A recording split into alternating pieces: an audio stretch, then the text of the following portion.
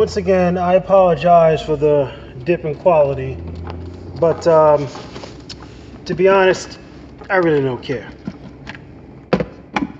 I don't have my high quality recorder handy, you know. Hey Jason, you should know better than that. You know, you've been recording on this for how long? Doesn't matter. Look, man, I got equipment. Yeah, I do things high quality when I can, but it's more importantly getting it out, you know.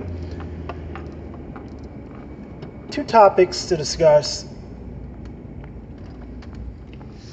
Completely different sides of the spectrum, but that's just how I think. They just came to my mind. The first one I'll discuss is related to sports. It's, you know, current boxing news. I tend to say I'm not going to get into it, but then something pops up that just intrigues me a little bit. And the other one is a video game rant, if you will. But when it comes to boxing,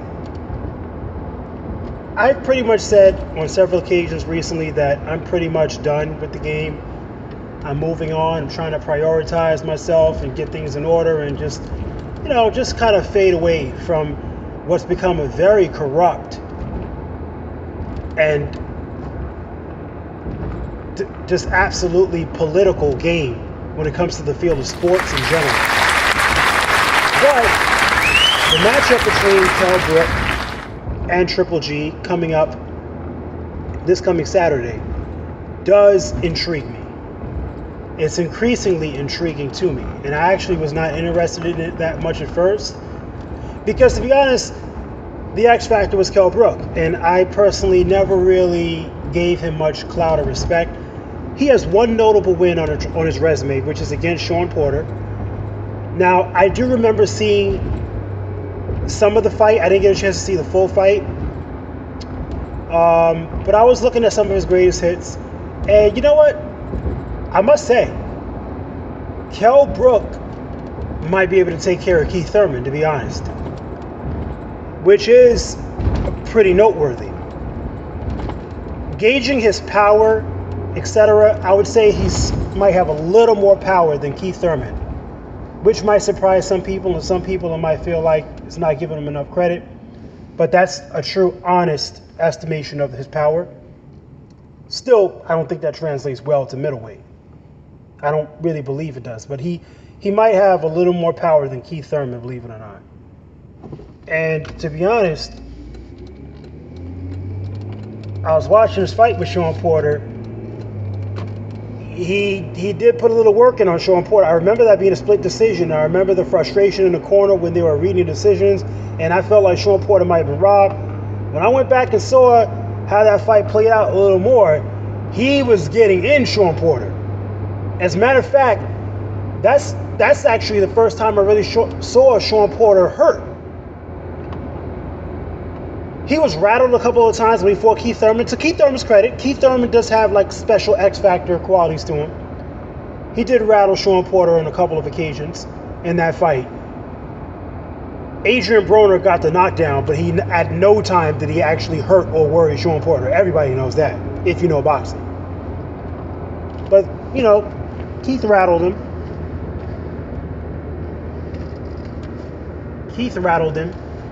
Which was to his credit. You know, you got to respect that. He did rattle him. But when I watched the fight with Kell Brook, man, it's not just that Kell cut him up. Kell legitimately hurt dude a few times. And I didn't catch that the first time I saw it. He buzzed him a good few times. You know, like I said, I never really paid attention to that fight like that. But I'm not really going off of that. It's just intriguing because of the whole size thing. At, you know, the midpoint between the fights, they have a little weigh-in that they did, a little initial weigh-in, and the fact that everybody's making a buzz about him coming in at 176. It's a pretty solid 176. You know, he's not really a bloated guy. Now, standing next to Triple G, I'm not going to say he's the biggest physically. He's not. And I still believe that come fight night, I don't believe Triple G is totally clean. And I know a lot of his fans would like to hear me say that, but I'll say this once again. I'm a fan of Triple G. See, the thing that gets people is they find it weird when I say I'm a fan of somebody, but then I'll criticize the person. Because in the society we live in today, if you're a fan of somebody, if you like somebody and you don't blindly support every single thing they do, then you're not really a fan. That retarded thinking has become the staple. That's like normal logic. But I said it before, I'm also a fan of Mayweather, but I keep it real. Some of his tactics, not only with cherry picking, but even the way he approaches fights in the ring and outside of the ring, I find questionable. I didn't find it that surprising when he got caught with the illegal IV, because I think there's also been a lot going on with him for quite some time. Just because he's not dropping people like Triple G, it's not obvious to the layman. But I've always said something's going on with that dude. But that's another topic for another day. I don't totally feel like Triple G's 100% with no doubt, on the up and up as far as that goes. I'm not going to say he's definite. I'm not going to say I have proof for this and a third. I'm not going to go that far, but I've always felt kind of funny about him. Especially, and you have to understand that in the days that we're living in, where every time there's smoke, there's fire. The minute that somebody's doing something uncanny, you always find out something wasn't right from the very beginning. So you can't really blame that. I mean, he might be clean. I like him as an athlete, but I feel like it's a little too much, just a little too much of disparity between him and his opponents sometimes. But anyway, I'm watching his next victim. I'm looking at Kell and I'm like, yo, the mitt work I saw today was tight. It was tight. He was going to the body. He was setting up beautiful combinations, coming over the top. His coach had him continuously peppering that jab out there, doubling it, tripling it, 5-6 punch combinations, moving, circling, 1-3 combinations, just finishing with the hook, coming in with uppercuts, going to the body, jabbing high and low. I mean, just beautiful, quick combinations I saw today. A lot more speed than I'm used to seeing from him. And he looked sharp. And I was like, yo, he put that work in. I was a little impressed with what I saw. And to be honest with you, it makes you a little intrigued to see what he can do next, because to be honest with you, that might be some of the sharpest mitt work I've seen recently. And from what I saw there, I still don't think he's a shoo-in, to last against Triple G. But I definitely, from what I saw in his workout, he looks like he could put work in on some other people. I sort of started to see, just in that workout, why a lot of other welterweights have not been eager to fight him. He is not only a big welterweight, but the dude's a problem. The only thing I question with him, and which is key, defense. Defense is the foundation, And a lot of people don't like to hear about it. They frown upon it, and they hate Mayweather for it. But Mayweather's tactics are disgusting at times. But the foundation of defense that he thrives upon, that's essential. That is key.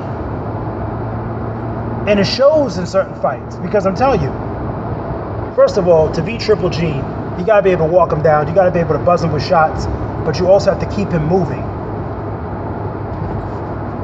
You have to keep him moving. You have to have that perpetual defense, because you haven't seen Triple G face that yet, because there really aren't a lot of guys out there that can do that. And you got to give Mayweather credit there, because not a lot of guys have the ability to put Triple G in a situation where it's 6 rounds deep into a fight and he's sitting down on shots like he always does, and because he's accurate. But for him to sit down on shots like he always does and to have not landed clean for 6 rounds, he's never been in that situation. And I guarantee you, if he was, you would see a completely different fight. It's easy to see somebody in the vein of a G, or oh, this guy is unbeatable. It's easy to see them like that when their accuracy hasn't been tested. They're always in the driver's seat. They're never stung with anything that backs them up and makes them worry. And, you know, they're always facing an opponent who they can get to. But what about when you really got to dissect a dude? And we're talking about 6, 7, 8 rounds. And you're sitting down on punches, but now you're starting to fall back a little bit because now you realize you're blowing your gas tank because you're sitting down these punches and they're not going through. What about that situation? Triple G hasn't faced that yet. It would be nice for Kell Brook to put him in a situation like that. That would intrigue me.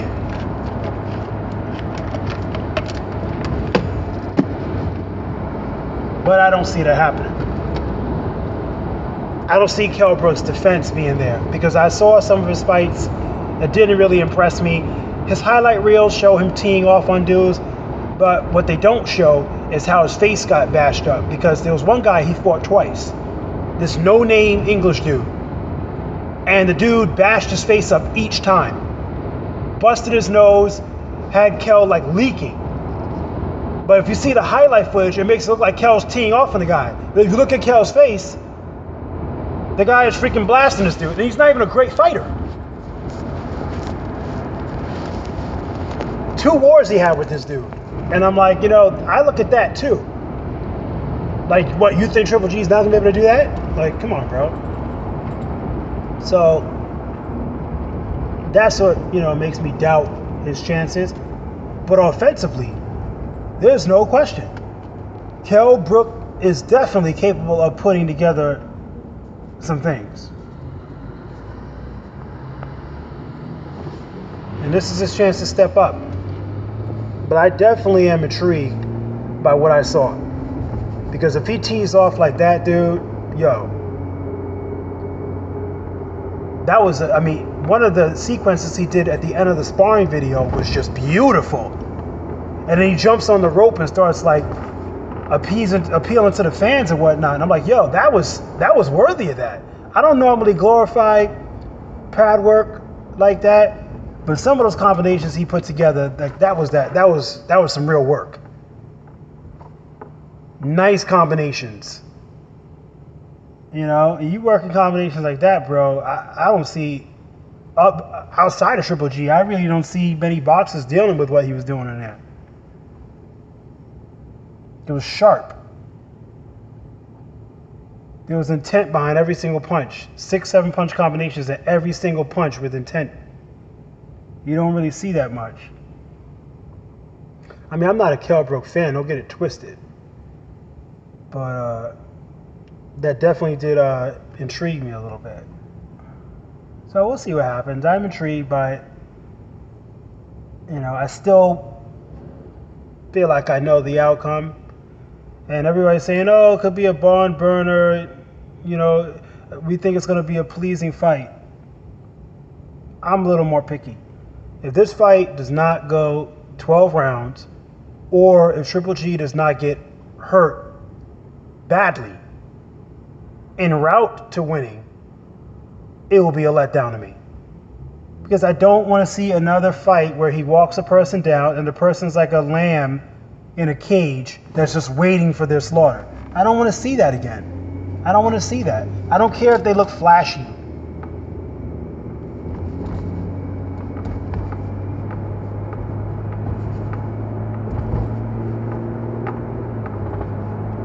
I don't care if they look flashy.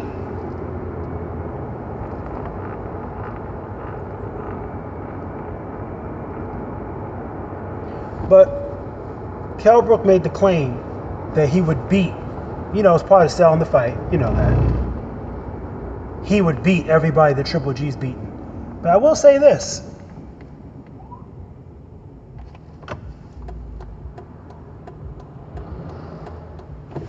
I can see that.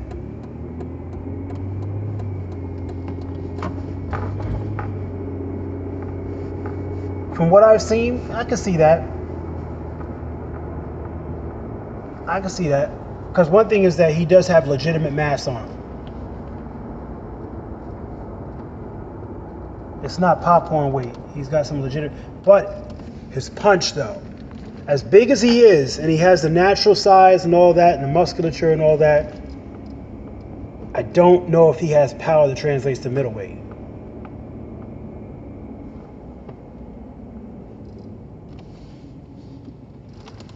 I don't know if he has power that translates to middleweight. That I don't quite see that. I think he's a very, very strong welterweight. He's a solid, large, big welterweight and a very, very strong, powerful welterweight. Like I said, possibly a little more pop in his punches than Keith Thurman.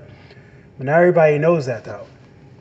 Watching him, though, and seeing his whole body at work and what he does, when I calculate it, it looks like he might have a little more power than Keith Thurman, which would be intriguing to see him and Keith go at it. But I don't think either of their power translates to middleweight. So, I don't know. It's going to be an intriguing one. I just feel like Triple G is eventually going to just walk in. You know, at the end of the day, Triple G comes into box. And what people don't realize is he has an excellent amateur background.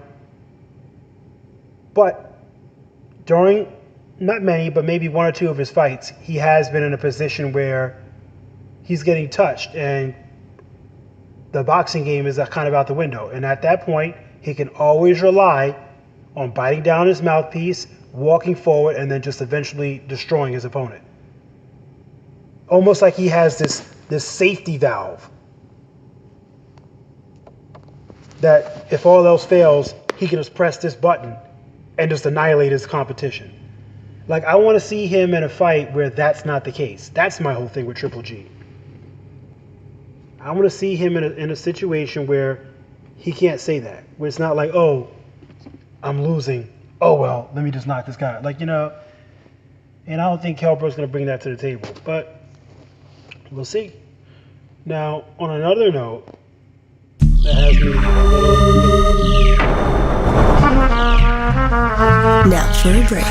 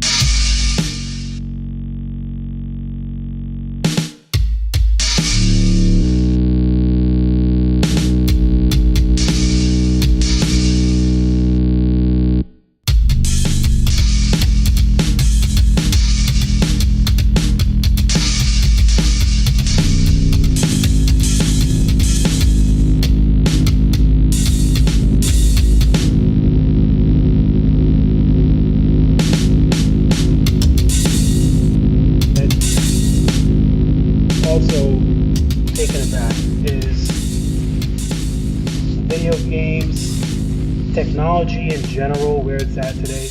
I mentioned some time ago, a couple months ago, I may have spoken about it in a blog, and I discussed it somewhat in the past, but really it's come to a head for me now. The control that the industry wants to have, that the entire technological industry wants to have on the consumer is disgusting. Now, I already said in the past, whenever you get an update on your phone, on your tablet, on your computer, on your video game system, it's completely accessory. There are no actual benefits to it. Companies like Microsoft will sit there and say, we'll give you the latest software, and we're giving you updates, and we're giving you, they have a whole little speech that they give when they talk about that.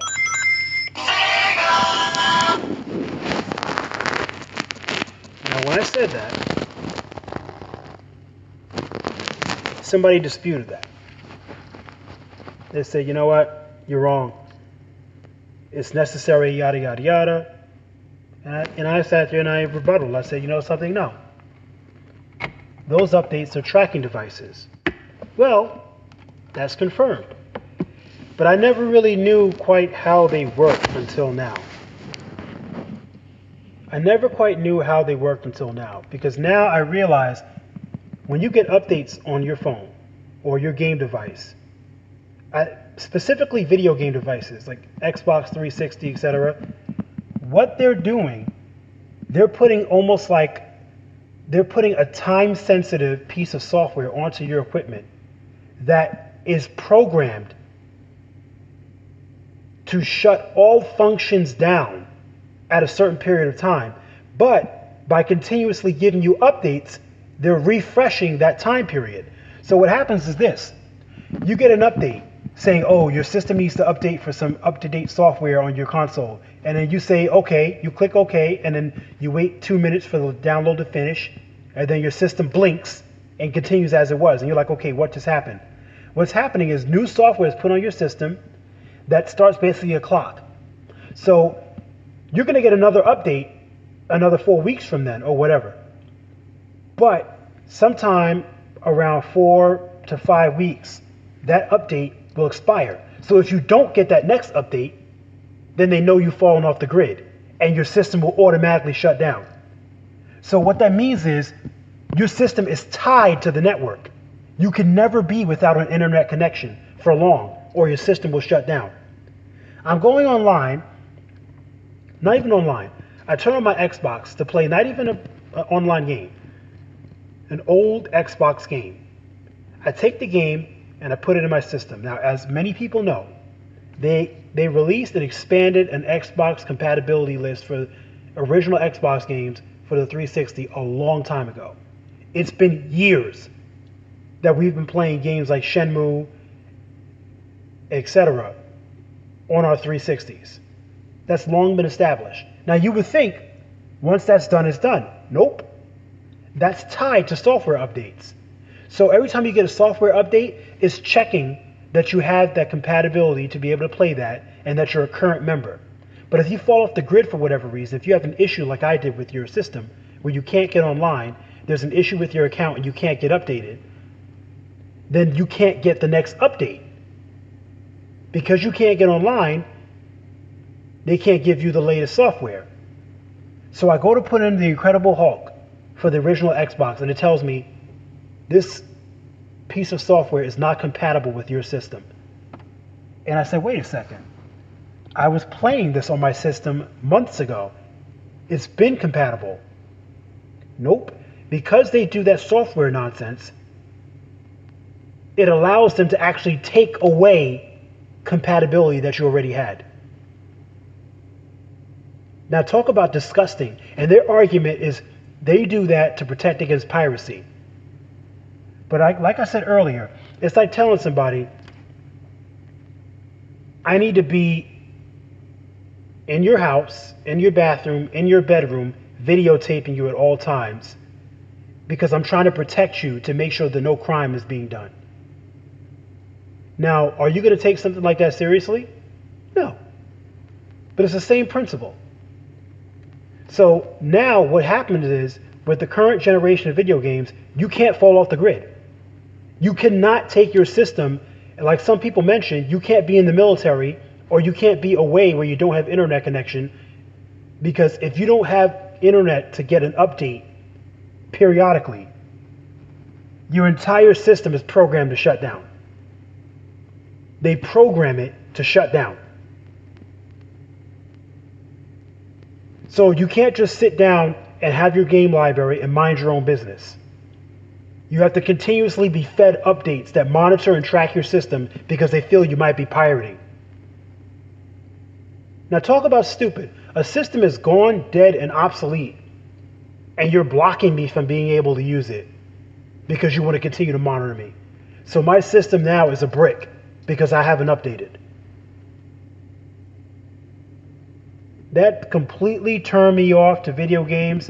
I will never again purchase a video game system of this generation or going forward ever again. I'm done. That was the nail in the coffin, like I said earlier to somebody I was talking to. I said, that's the last straw. That's the last straw. The industry has become overly invasive. It's disgusting. I'm sitting there like talking to somebody about this earlier. I said, yo, this is so different. We never could have imagined and envisioned this years ago in the 90s or early 2000s when I would say the 90s more so. Before the online video gaming craze started. We never envisioned a day like this. You have your Super Nintendo, your PlayStation 2, your Xbox original.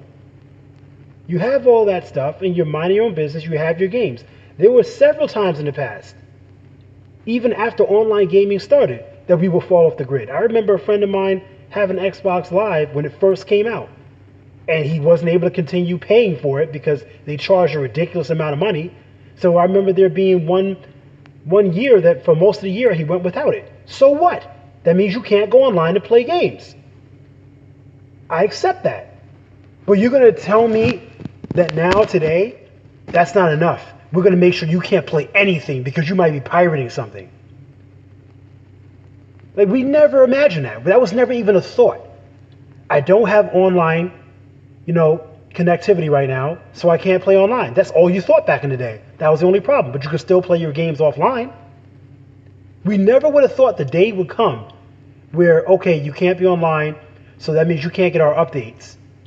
So that means that your system has now been bricked. Because the previous update you got was programmed to shut all functionality of your system down at a certain point in time unless you had a new update. Since you didn't get that new update, the shutdown commenced and now your system's a brick. Like, if we knew that back then, you know how many people would have stopped gaming? But people have been groomed over time to accept that. So now it's happened, and you have a few people that may complain here or there, but most people just accept it and fall in line because they've been conditioned to, to have no problem with that. I have a problem with that. I'm not on board with that. Knowing what I know now, with what I just experienced with my Xbox 360, they just killed any future purchases for me. I was contemplating getting a PS4 or an Xbox One. I was thinking about it. Knowing that now, absolutely not. Absolutely not. I don't care about how prevalent the internet is today. I do not want to have to be on the grid. What part of that don't they get? First of all, I have issues with my internet every now and again. For whatever reason, where we live, we will lose internet for like a week at times because these idiots are working on the wires or some wire gets knocked down or a storm comes. Just a couple weeks ago, we had no internet for like freaking 2 weeks. It happens. I am not going to live in a state where I got to be afraid to fall off the grid. Or maybe I'll be in a situation one day where I don't want to be on the grid. I don't want to have any. Maybe I'll get disgusted with technology and I'll just have my phone and that's about it. And I will freaking abandon the internet for a while. I might do that. You're not going to tell me that because I do that, I can't play my system at all. Once you get back online, then we'll reinstate your functionality of your systems. But until then, your system cannot be used. No, I'm thinking keep your stuff, man. I refuse to submit to that. So, I mean, that's pretty much the story of it right there. I mean, it's been a long story history. I love games. I play games for a long time. I'm a throwback old school gamer, but that's the line in the sand for me. That ends my road. That ends my travel right there. I will not continue. I don't like games. I do like games that much, but I definitely don't like the current generation of games enough to tolerate that. I'm not going to do it. I'm not going to sit in paranoia that I got to stay on the grid. First of all, this is a world where you don't want to be on the grid. Look how people are getting targeted for this reason or that.